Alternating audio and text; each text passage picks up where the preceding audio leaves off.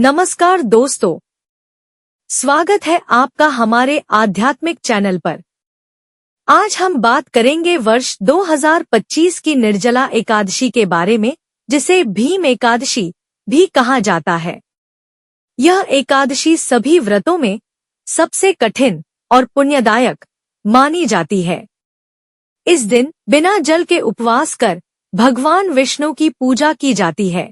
हिंदू पंचांग के अनुसार एकादशी तिथि की शुरुआत 6 जून को अर्धरात्रि में 2:15 पर होगी और तिथि का समापन 7 जून को सुबह 4:47 पर होगा।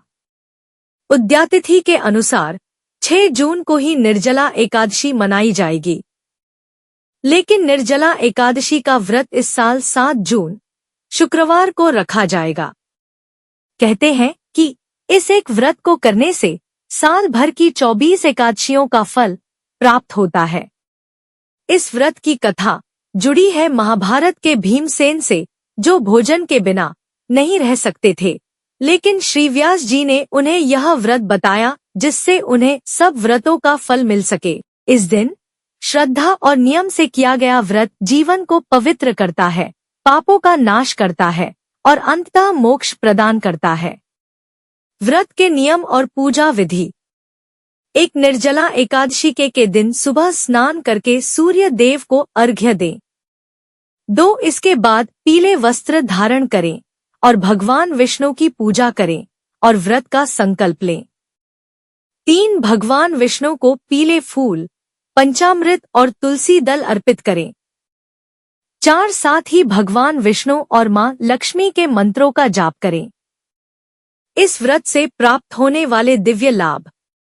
इस दिन विधिपूर्वक जल कलश का दान करने वालों को पूरे साल की एकादशियों का फल मिलता है। जो इस पवित्र एकादशी व्रत को करता है वह समस्त पापों से मुक्त हो जाता है।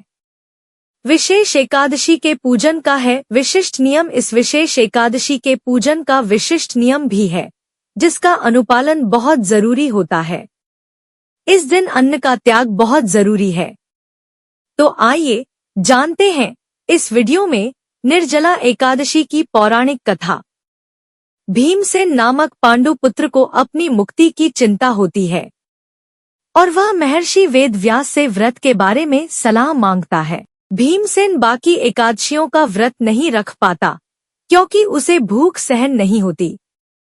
व्यासजी भीमसेन को निर्जला एकादशी का व्रत करने की सलाह देते हैं, जिसमें उन्हें निराहार रहकर भगवान विष्णु की पूजा करनी होती है। निर्जला एकादशी का व्रत रखने से भीमसेन को समस्त एकादशियों का पुण्य मिलता है और मोक्ष की प्राप्ति होती है।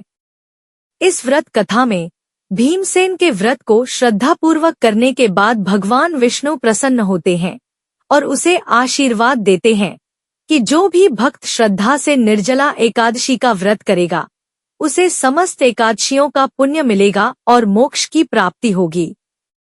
वीडियो पसंद आए तो लाइक, शेयर और सब्सक्राइब करना न भूलें। आप सभी को निर्जला एकादशी की हार्दिक शुभकामनाएं। जय श्री हरि विष्णु।